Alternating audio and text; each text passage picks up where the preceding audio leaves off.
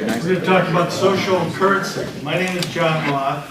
My company is iBuilders. I do internet marketing and web design here in the Tampa Bay area, and actually all over. I've done sites for customers in Illinois, Wisconsin, California, and all over.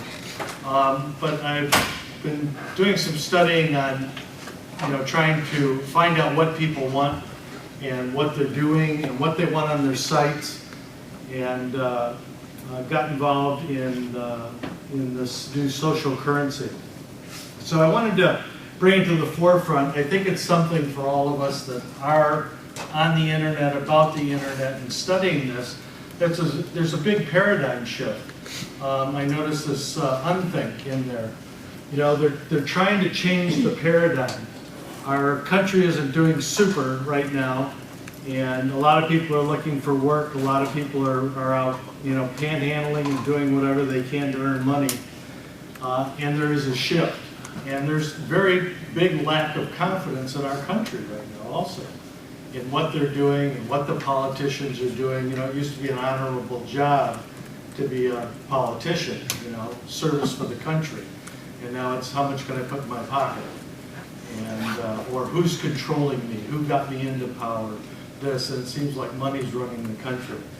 Well, one of the things is that the people on the internet want to stay independent, and they want to run the country now.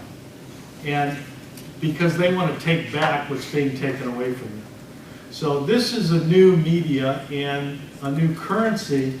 We're trying to get away from this fiat money. And we'll talk a little bit about that.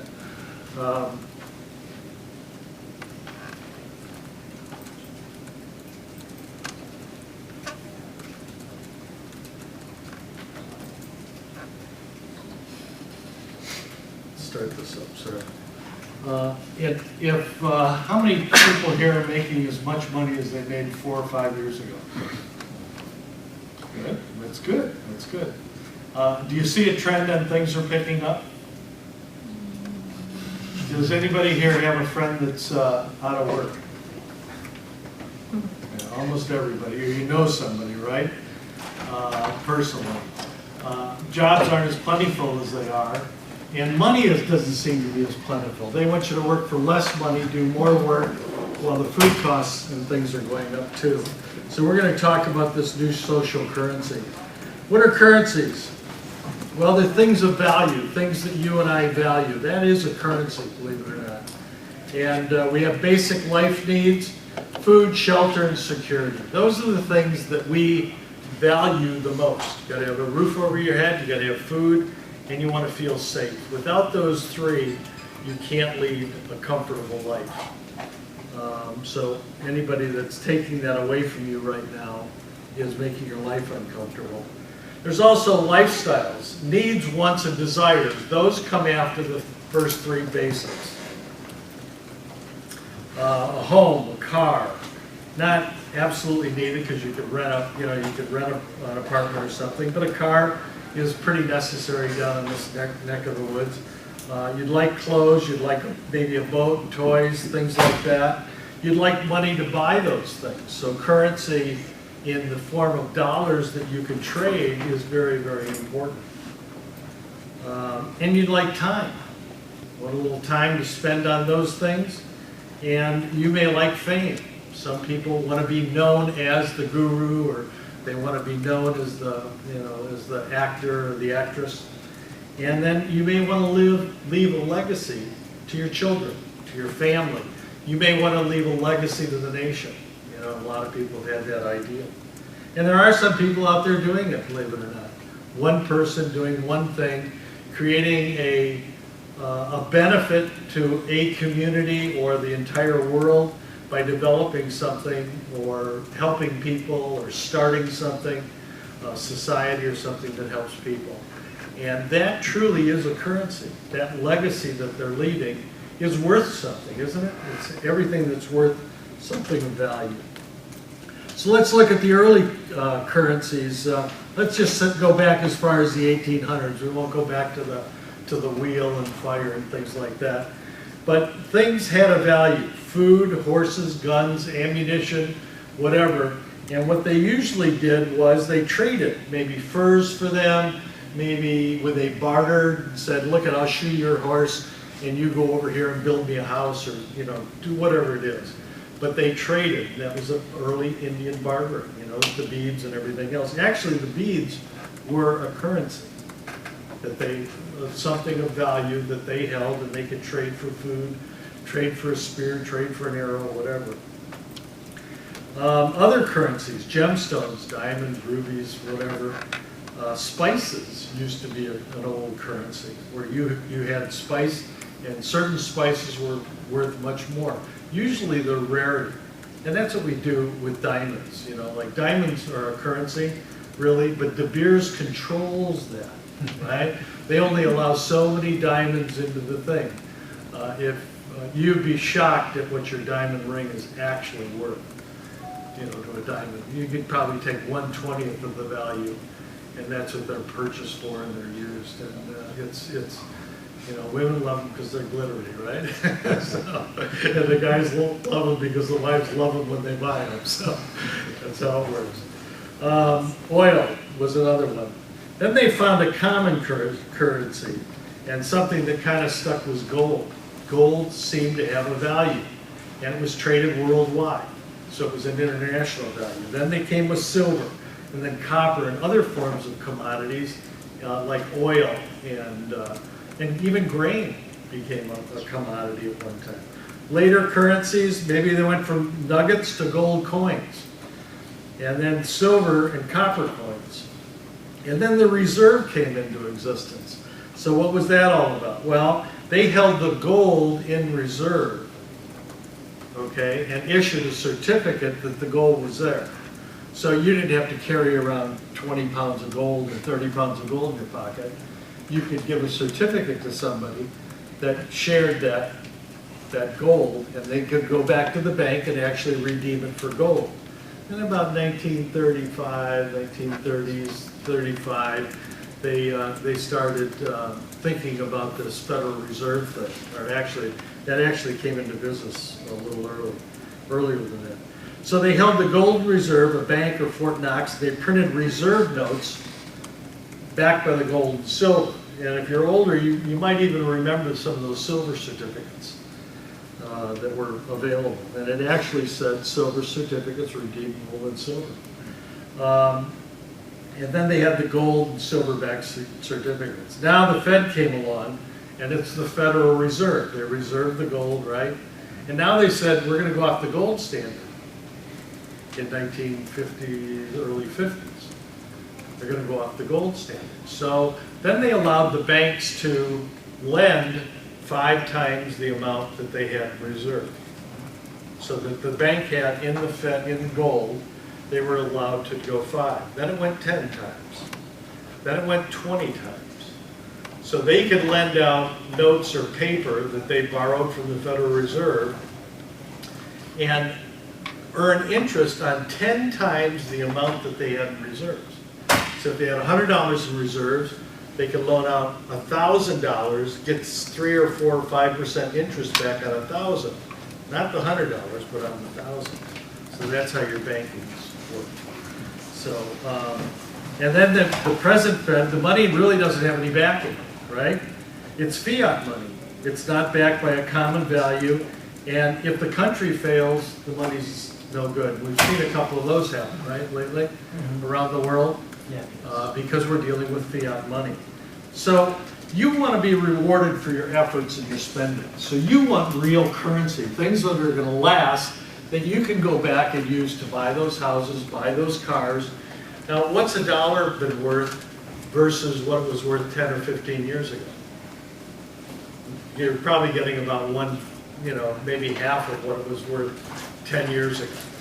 So we remember when gas was $2 or $2 and now it's $4.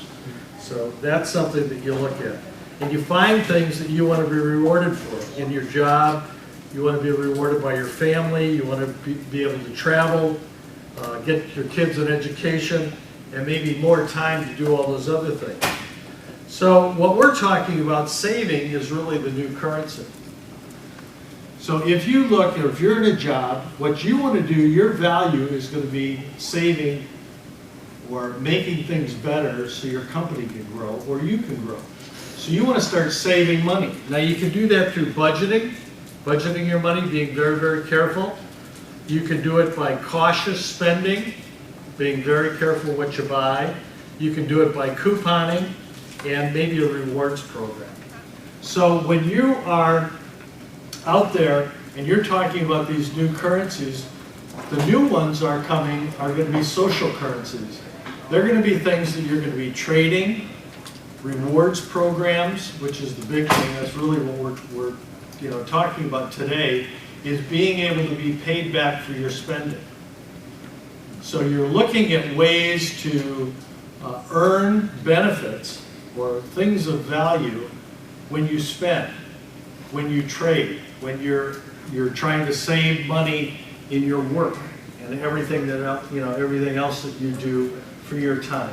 Your time is worth money. Hopefully you value that. And I know that in these tough times, it's hard to charge what you feel that you're really worth. But you're always trying, isn't that correct? You're always trying to value yourself. And you find a lot of people now they're trying to overvalue themselves so they can end up with what they used to be getting paid. And I've been looking for 3 months for a good programmer that could help us put our platforms together at Metro City Club. And you would think that they could build the Taj Mahal in 3 weeks. So they're overselling themselves, and they don't really have to. We're looking for honest people that do things. So this social currency are things that you can do amongst yourselves to build value and to create income for yourselves. So does anybody else have an idea of what a social currency might be? A real thing that you might be able to trade? Are you talking like theoretical, like Whoopi points? Pardon?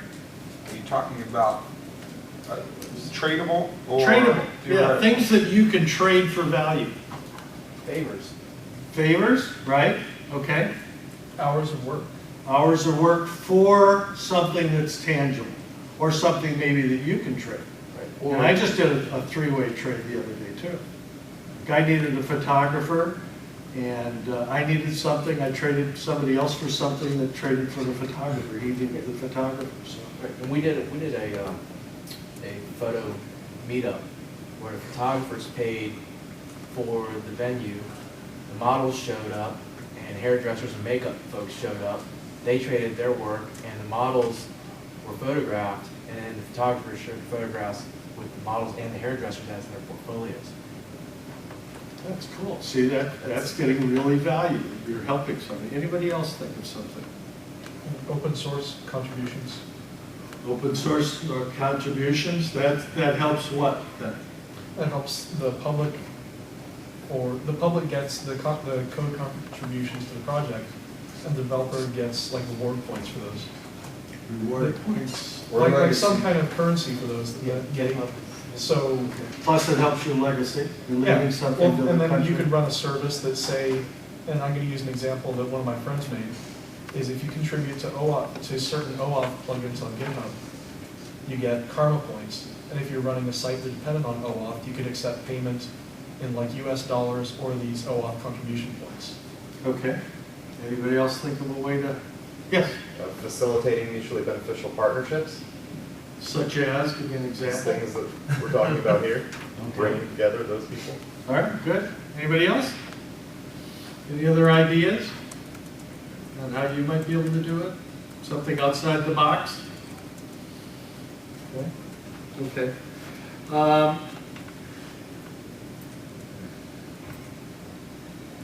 lot of these are coming, these rewards programs are really sweeping the nation now. And everybody's talking, American Express, Best Buy, everybody's talking about these rewards points. But usually these rewards points are maybe anywhere from 1/4% per dollar that you spend is a point to, I think American Express goes up to 0.5%. So you earn 10,000 points, it's coming way down, so you're really not getting a percentage. But all of these people have rewards, even boarders that rewarded themselves right out of business, I guess. But when was the last time one of these merchants told you that they would pay you for referring somebody? T-Mobile yesterday by a text message. What did they say?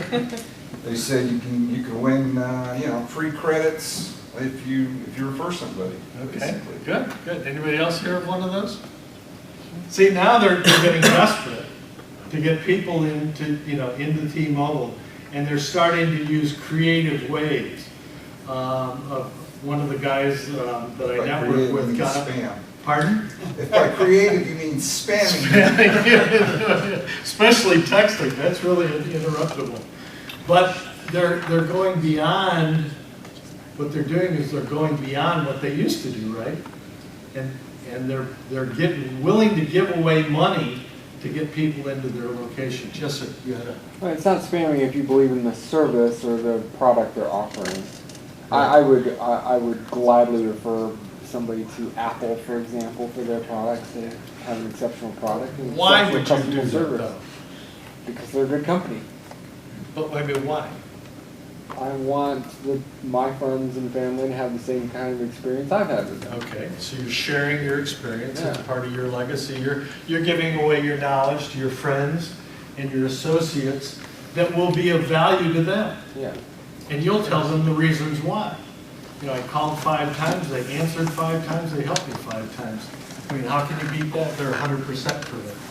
Or I went in there and they fixed it for free. And I had a couple of friends go to Apple and say, hey, that was our fault. We're paying for it. Ship your computer and do that. So that's what they're talking So about. John, what I'm hearing you say is that advocacy is a form of currency. Yes, as long as it's of value to somebody. Let me give you another example. Some of these these things work like credit card programs, like airline points. But what if you had a program that if you receive rewards in most of the things that you purchased? Okay? You went in, got your hair cut, you went into the doctor's office, you got your lawn mowed, you went out to a restaurant, and all of these people were paying you rewards points. Okay? Now you're getting something of value, rewards points that you could spend. What if you got rewards for your friends' purchases that you recommended? Let's say that person went back to Apple and Apple said, gee, thanks. What's your first name? David. David. Hey, we want to send you some points for referring, Susie or something like that. That'd be pretty cool, wouldn't it? Okay, and then what if Susie recommended Apple and they not only sent Susie some points, but they sent you some points back too? And maybe a couple of people that Susie's friend sold. So similar to multi-level marketing? Yeah, but multi-level, more referral marketing or affiliate marketing. Okay. Multi-level is, if you talk about MLMs and things like that, people get the pyramid thing. And so you say legal pyramids and illegal pyramids. You say cost you money usually to get into a multi-level marketing program, and then you have, it doesn't cost you anything to get into a multi-level program.